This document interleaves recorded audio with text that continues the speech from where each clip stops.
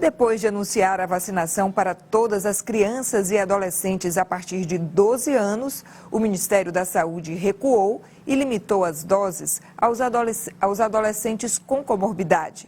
E qual o impacto dessa decisão no momento em que os alunos estão voltando às aulas presenciais? Para falar sobre o assunto, eu converso com a epidemiologista e vice-presidente do Instituto Sabin de Vacina, Denise Garrett. Boa noite, doutora Denise. Obrigada por atender o nosso convite. Muito obrigada pelo convite. Boa noite, Cláudia. Boa noite a todos. Bom, nós estamos no momento em que os alunos, na sua quase totalidade, estão voltando às aulas presenciais, mas já não vão mais receber, como estava programado, a dose da vacina contra a Covid. Qual o impacto disso no controle da pandemia?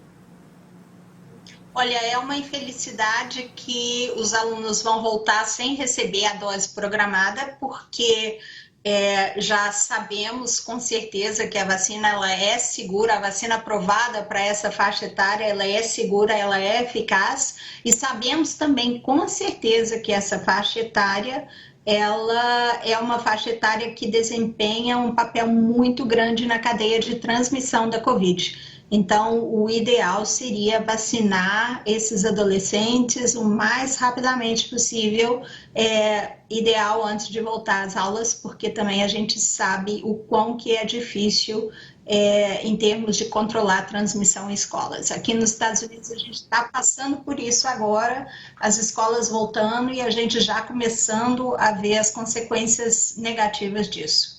Isso significa que a pandemia pode se estender por mais tempo, já que esses alunos nessa faixa etária funcionam como propagadores do vírus, doutora Denise? Com certeza, Cláudia, não há a mínima dúvida sobre isso.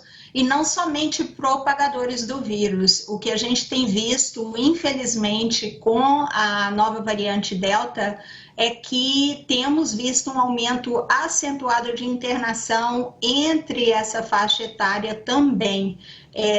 Vou te dar um exemplo aqui nos Estados Unidos. Antes da Delta, se eu fosse a um hospital e perguntasse qual a taxa de adolescentes, crianças você tem internado entre os pacientes de Covid, era de 1%. Depois de junho para cá, essa taxa aumentou para 20%. Então, apesar da Covid nessa faixa etária ser mais leve, a recuperação ser melhor, a gente ainda vê muitos casos graves nessa faixa etária, a gente está vendo mortes e a gente está vendo um aumento de hospitalização muito grande.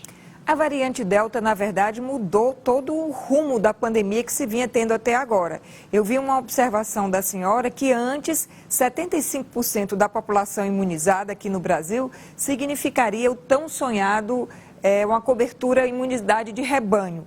Hoje já não se pode mais falar disso com a variante Delta. E eu lhe pergunto por quê e qual seria o percentual para a gente atingir essa imunidade? Isso é real. A variante Delta, ela realmente mudou tudo que a gente, todas as previsões e muito do conhecimento, porque é uma variante que é mais transmissível. E o que mudou nesse sentido, Cláudia, é que o cálculo que foi feito dos 75% para atingir o que a gente chama a imunidade de rebanho, né, onde você tem um impacto de diminuir a transmissão, você pode controlar a pandemia, ele foi feito baseado na primeira cepa, na cepa original, que uma pessoa transmitia para 2 ou 3 pessoas. Então, se faz esse cálculo, é uma fórmula e se chegou a esse número de 75%. A diferença é que a Delta ela é extremamente contagiosa, ela transmite, no lugar de uma pessoa transmitir para 2 ou 3, ela transmite, na verdade, para muito mais, uma média de 5, tem dados que mostram até 1 para 8 pessoas, realmente ela é mais contagiosa, e esse cálculo depende da velocidade de transmissão do vírus. Se aumenta a velocidade de transmissão do vírus, aumenta também o número de pessoas que eu preciso que estejam vacinadas numa comunidade para poder controlar a pandemia.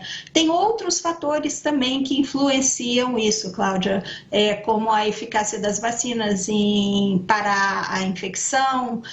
Então, não é tão simples assim, mas a verdade é que os 75% não são mais não é mais aquele número mágico que quando chegasse lá se atingiria controle da pandemia.